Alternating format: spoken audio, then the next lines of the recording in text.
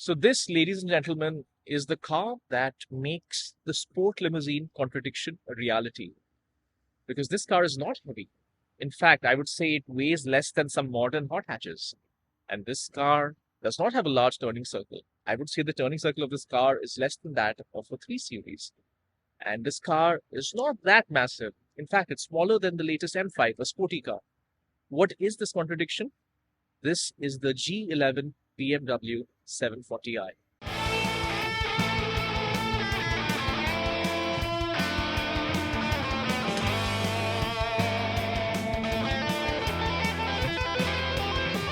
We will begin this with a tour of this car, but first I must tell you what makes this car special. So this is a 2017 BMW 740i G11. G11 means short wheelbase. 40i means the B58 3-liter inline 6 twin power turbo. And this particular car ran from 2015 to 2022, if I'm not mistaken. This is the pre-facelift version, which I prefer for reasons which I'll tell you later. This is M Sport specification, which means it has the M Sport bumpers and it has these larger option wheel BMW 21-inch wheels, and it's finished in azurite black. Now, what makes this car the Sports Limo is that this car weighs in at about 1720, 1730 kgs, which is not that much more than an M2 today. It's way lesser than an M3. It's about the same as one of those Mercedes hot hatch thingies, CLA 45. So it basically weighs as much as that. And the reason for that is this little thing over here. You have this little badge that gives you a clue, Carbon Co. So when BMW developed this car, they were working on the i3 and the i8. They learned a lot about how to use carbon fiber reinforced plastic. So they used all of it to make this 7 Series extremely light. Then there's another thing that this car has, which makes it very unlike the size that you would expect for a limousine. It's got integral active steering, which means the front wheels and the rear wheels are capable of steering in different directions. And that combined with the way the steering ratios have been done on this car, it turns on a dime. It turns better than a BMW, say, G30 540i, the smaller car. This is more agile feeling because the steering is much faster, the turning circle is smaller. So therein lies the key to this car. Because you have, of course, a car that's light as a modern heavy hot hatch. There's a car that steers as fast as a 3 Series. And it has that brilliant BMW B58 engine, which, as we all know by this point, if you're watching this video, that it's an immense engine. I mean, stock, it makes about 326 horsepower in this car, but, that's BMW horsepower really is closer to 340, 350. And you can tune it up very easily to about 400 with just a stage 1. And if you want to really do stage 2, you can get to 500 and beyond. For me, I've just done a stage 1 on this car, so it's at 400 horsepower. 400 horsepower, 1700 kilos. Yeah, it does the job. Okay, enough about this model in general. Let's talk about this particular car. What do I want you to see? This is the pre-facelift, which means it does not have those massive honking grills, which I hate. And honestly, I prefer the look of the pre-facelift. The post-facelift is not my favorite. So that was one reason I really wanted the pre-facelift. The second reason I wanted the pre-facelift, you will see inside when I show you the dials. But yeah, for me, this is probably the last BMW design. This and the G30 5 Series before BMW went a little bit mad. I'm okay with BMW going mad. I like the Chris Bangle designs. But I cannot tolerate the new 7 Series, the new M3, M4. I know some people get used to it. And even the new 5 Series is perhaps slightly better. So there's that. And of course, we'll see what the Neo class comes out to be. So that's one big reason why I prefer the pre-facelift. And this in combination, honestly, with these wheels, these 21-inch wheels are quite nice. And if I make my way to the back without falling in this gutter, the rear of this car, I would say the facelift version is slightly nicer. It looks, but the criticism would be that the facelift version looks a bit like the 3 Series. This looks like a 7 Series. This color, azurite black, is really black with small metallic flakes, or rather pearl flakes of blue in it. So it really depends on the camera, depends on the lighting, depends on the color. Not really sure if you can catch it. Maybe you need the sunlight to catch the blue. What I'll say is, it'll look either black or it'll look like a dark, like an ink blue, you know, like a really dark blue. It can look either of these colors. It works well with the M Sport package, though I would say that certain things like these details, this is a black detail, it kind of doesn't stand out that much because it's a black car. And of course, this car being an M Sport also has a shadow line package, which means that all of these details are black instead of chrome. And being a black, as you ride black car, yes, those details don't stand out that much. But the good thing about this color is that it makes the car look extremely compact, because the 7 Series is a massive car. But in this color, because I had the long wheelbase earlier and it just looked like a behemoth, in this color it looks smaller, it looks muscular. It almost reminds me of my Alpina B3, the F30. Because the F33 series has this very muscular, if you put a 3 series, F33 series next to a 5 series, particularly if an M3 version or a Alpina version, you realize it just looks compact and muscular, a little bit like a prize fighter, while the 5 series looks a lot sleeker. This car gives me that muscular prize fighter look. I'll go on a whim and say I prefer the look of the G11, G12 to the G30. And for me personally, it's just because of the headlamps. I personally am a fond of headlamps that sweep upwards versus that stay straight or go down. So, which is why I really like how the G11 looks. What else do you need to know? Well, the thing to know over here is you may notice in modern BMWs, the grills are closed. They aren't closed all the time. It's just adjusted based on the heating requirements, or rather cooling requirements. So at speed, they open up as needed. These particular cars, of course, I think the M Sport bumpers are the best option. The other bumpers can look a little bit boring. So do note that M Sport is only a cosmetic package. And these wheels are not what comes standard on M Sport. Smaller wheels come standard on M Sport, but you know, it's kind of, I think the car needs the package just for the looks. And the good thing with this car, because of air suspension, you can get away with these large wheels, because normal cars, if you put 21-inch wheels, you're gonna die on ride quality. This car still rides like a dream. Other stuff, M badging on the sills, which is not my favorite thing, because I think that should be reserved for M cars, but that's okay. That's just kind of what people do nowadays. And yeah, same on the back. And you can kind of see how the large wheel just kind of really works. So as much as the M Sport is a cosmetic package, I think it's one that's a must in this car. Let's get inside, because I realize it's quite noisy over here. Let's start up the car. You can hear it's very silent. That's going to be my chief criticism of the car. And this particular car has done, if I can show it to you, 91,000 kilometers. I just bought it at 90,700. Main things to note from inside is that it's very, very high quality. Like, this is, everything here is Nappa leather. Nappa leather over here, Nappa leather on the seats, leather wrapped dashboard. And you have this wood. This wood is particular to the M Sport. Another great detail that I really like. This is a black, kind of a black ash kind of a wood. It looks amazing. Typically most people are not fond of wood because it kind of makes cars look like an old man's car. But this kind of black wood just really works. And it's particular to the M Sport package. So another reason to get the M Sport package. Now going back to what I was telling you earlier. You see these circular dials. These are the main reason. I know it sounds silly, but for me, the dials of the car is what I'm always looking at. And I hate the new BMW dials, which are like, which are non-circular, which are like going in opposite directions. I dislike them. So that's one reason I just don't like modern BMWs. There's a police car going right in front of me for some reason. Anyways, hopefully he's not looking for me. So these circular dials just make everything amazing. They just look, they're not analog. I wish they were analog, but I guess them not being analog is also good, because you can toggle between sports, Eco Plus, and all of that. This car doesn't want to go into Eco Plus. Oh, there it went. That's hilarious. So, but yeah, the circular dials are the main reason that I prefer this particular car.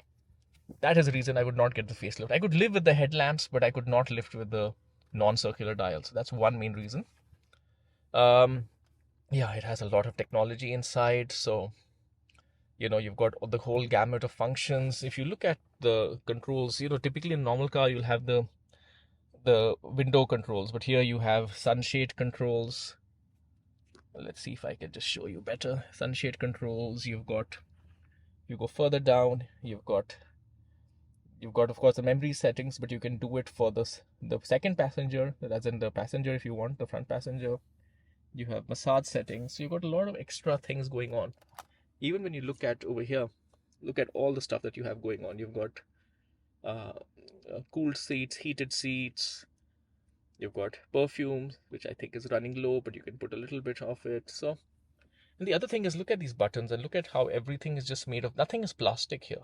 And even I went to and saw a Bentley Continental the other day, the Flying Spur, and I was shocked that it was an older one, but still, it was like a 2010 car, 11 car, so still pretty recent. I mean, not like it's a very old car.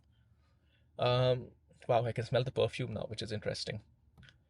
This everything was plastic, and then I was comparing it to the 7 Series where everything is like nice and metallic, cool to the touch.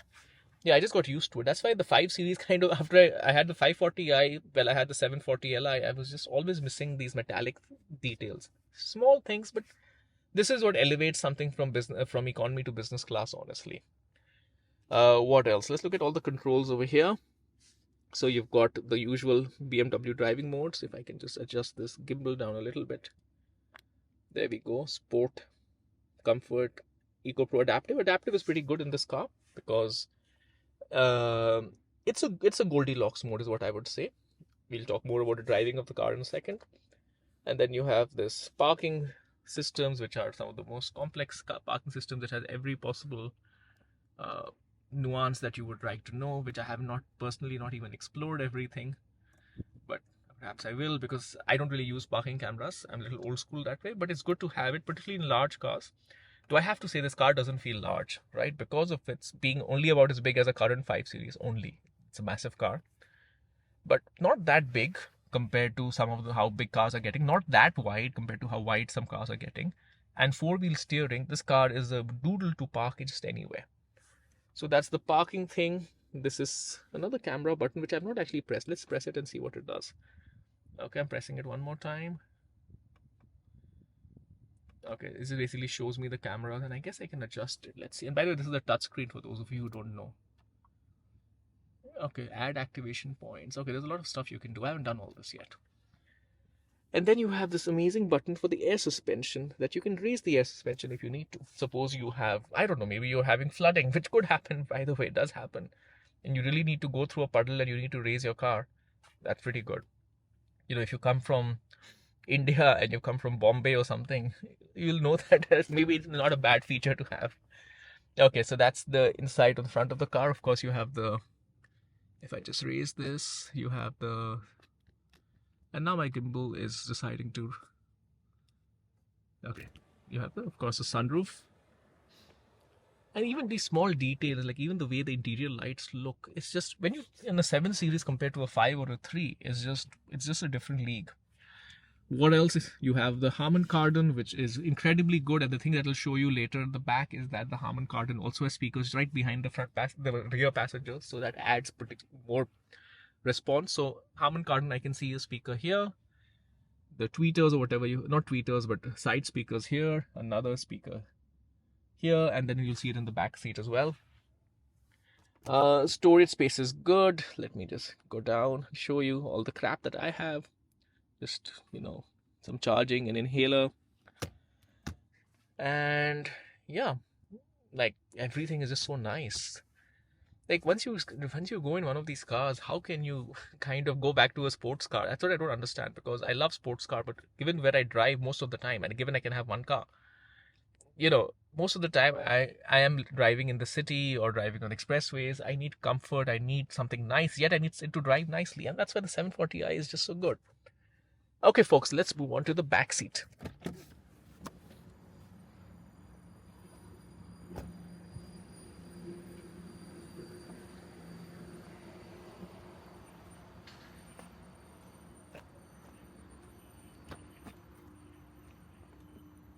Well, I think I do need to remove my wife's bag and her laptop so that I can find my way into the captain's seat. So you find you have arrived in the captain's seat. You have some of the croutiment that you expect as being a captain. You have all of this controls and this tablet over here.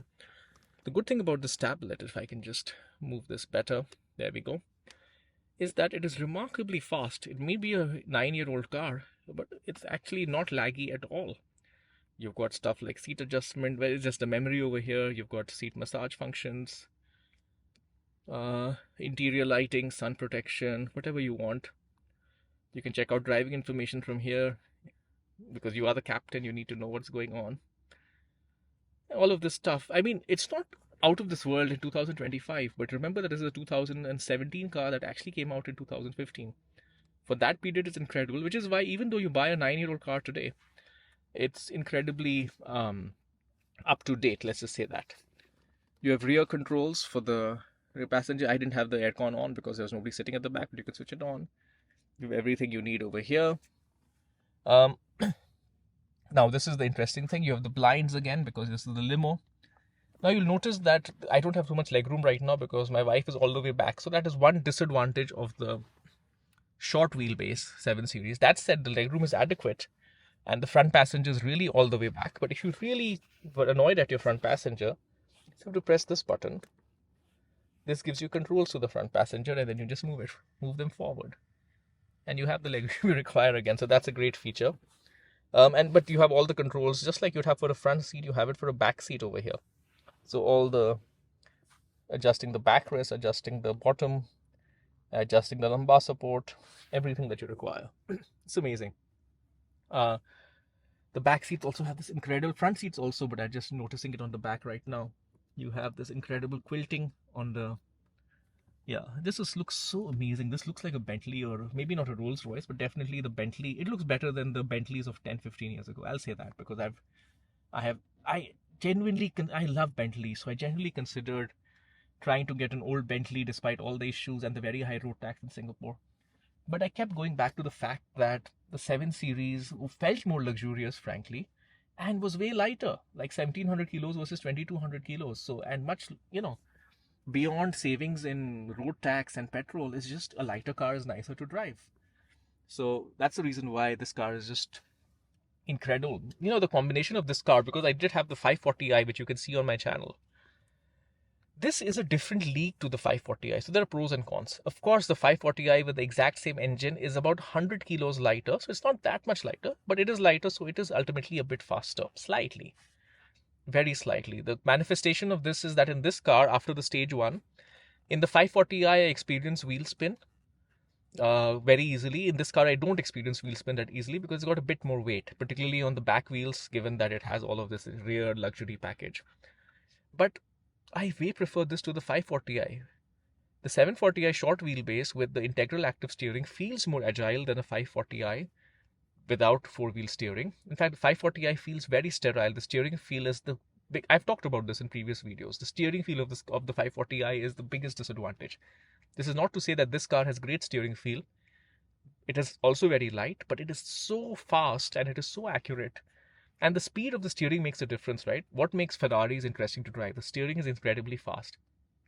This car does the magic trick where in the straight line, it's incredibly stable. But somehow the moment you start turning the steering wheel, it just darts into the corner. So I love that about this car. So that's why compared to the 540i, if I think about it, this car has two big advantages. It feels incredibly agile, yet more stable, which is a contradiction, but it's true. And it has a lot more luxury for all four passengers, particularly the rear passengers. And for the front passengers as well, you have all of these toys. The 540i is inspired by the 7 Series, of course, as the G30 is, but it's not as good. There are obviously differences, right? It doesn't have like small details like the wood on the back of these seats, even this, all of this rear. I mean, this is a big detail, which is that you can adjust the rear seats. The 540i just has a normal bench. Yeah, so this is actually a limo. That's the thing. You could actually genuinely sit in the back seat of this car. It would not have the space of a long wheelbase, but it would have more than enough space for most people. And you could actually just literally do your work. Imagine that you're in business class, yet the driver also would really enjoy it. And that's kind of what makes this car what it is. That's what makes this car special. Okay, folks, as you probably know, this is my car. This is Project Obsidian. I call it Project Obsidian because Obsidians are kind of black, and I have two black cars currently, this and the G30 520D for my wife. This is the first video, I will, beyond introducing the car, which I did in this video, uh, I will take you through the journey with this car. Let me tell you what I've done in about the 1.5 weeks since I've got it. Since I got the car, it was in great condition. As I said, 90,000 kilometers. Um, Two owners, full service history actually. In fact, I should show the full service history since I'm doing this. Let's turn this around. So as you might know, in a BMW, just for those of you who don't know, this is a top tip. This is a trick. You go into My Vehicle, you go into vehicle status. If it has come from the dealer, it will have this. If it has not come from a dealer, if it's come from somewhere else, it will not have this. You go into service requirements, then you go into service history. And this car was serviced at the dealer, last service, literally look at this, 10th of June 2025. So this car has literally been serviced at the dealer from 2017 when it was bought, 17th of April, all the way till earlier this year. So this is full dealership, full dealer history, which is one of the main reasons I got this car. Car was in great shape, but as with all things, it needs a bit of work. So the air conditioning gas needed a top up, which is actually an issue with these 7 series. They tend to need a top up on air conditioning gas more often than I would be happy with. The G30 5 series is much better. So that was one thing that I got done, and I got a bunch of other stuff done. Oil filter housing is an important thing on B58 engines. You should know this because they are prone to failure sometimes, and you have to do it because if it fails, basically the car loses oil and the engine can lock up. So I got that done, and I got, since they opened up the engine, or rather went into looking at the engine, got a couple of other things done preventatively. That's kind of what I do. I'm very fond of preventative maintenance. And what else?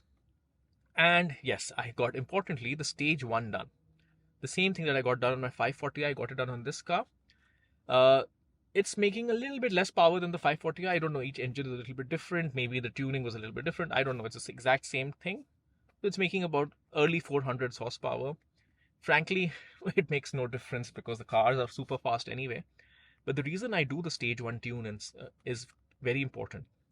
In Singapore, cars come detuned a little bit because BMW gives cars that come to Singapore this, what is it called, the special package for hot weather countries, or rather not even hot weather countries, for countries with lower fuel quality, rather, nothing to do with the temperature, but to do with the fuel quality.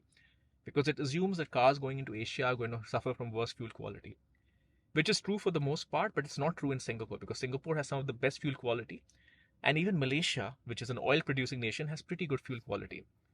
So because of this, if you buy the higher grades of fuel, so because of this, there's no need for that tuning. So which is the reason why the factory tuning does not work for, I mean, it does work, but it's a very conservative tuning for Singapore. Which is why on all of these BMW cars that come straight from the factory, dealer cars, I always get a stage 1 done. And so the car's making about 400 something horsepower. It's fast enough. As I said, unlike the 540i, it does not wheel spin unnecessarily. It's actually very usable power. I would say this feels, from my butt GPS, this feels like a 4.5 second to 100 car, which is, yeah, it's not a Tesla, but 4.5 seconds to 100 is as fast as you really require. I mean, I had a 3.5 second to car before this, the BMW M5 F10.